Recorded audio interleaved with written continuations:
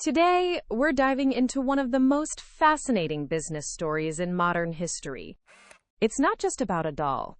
It's about a brand that has survived, thrived, and reinvented itself through seismic market shifts. Barbie's journey is a masterclass in brand evolution, market adaptation, and understanding your audience. From a revolutionary idea in 1959 to a $1.4 billion movie phenomenon in 2023, this story reveals a profound truth. The brands that listen, adapt, and evolve are the ones that survive.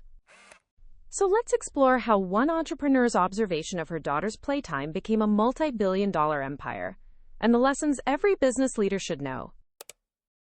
Here's where the story begins, and it's beautifully simple. Ruth Handler, Barbie's creator, noticed something other toy manufacturers had completely missed. At the time, baby dolls were everywhere, teaching children to be nurturers. But her daughter, Barbara, was more interested in paper dolls of adult women, using them to imagine futures and create stories about who she could become. Handler had an epiphany. What if we made a doll that let children project themselves into the future, instead of just reenacting the role of a parent? On March 9, 1959, Barbie debuted at the American Toy Fair, but the industry was skeptical. But Handler understood something fundamental. Barbie wasn't just a doll. She was permission to dream.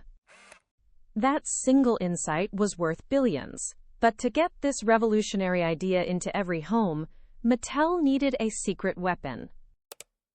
Now here's where Mattel's real genius emerges. They didn't just create a great product, they completely changed how toys were sold. In the 1950s, toy advertising was almost non-existent. Manufacturers sold to retailers, who then sold to parents. But Mattel flipped this entire model on its head.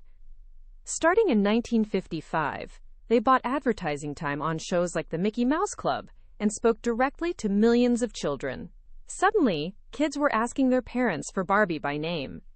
This was a revolutionary move that invented direct-to-child marketing and changed the industry forever.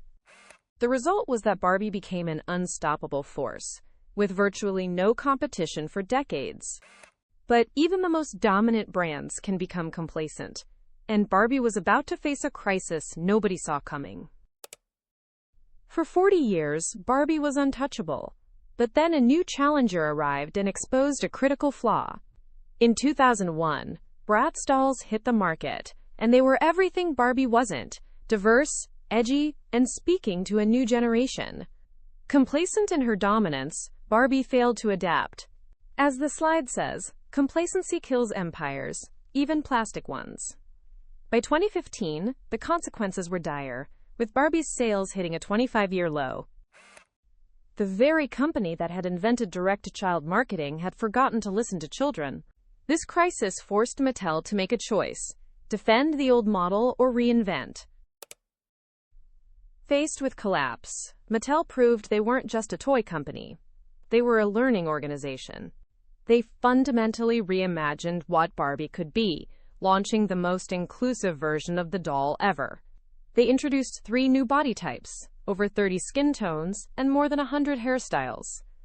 The message was clear: everybody is a Barbie body.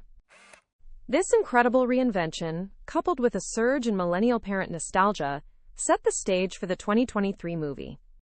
The film became a $1.4 billion cultural phenomenon, but here's the key takeaway.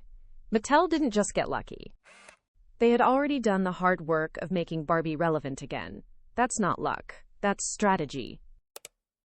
The movie was a massive triumph, but the real challenge for Barbie is just beginning.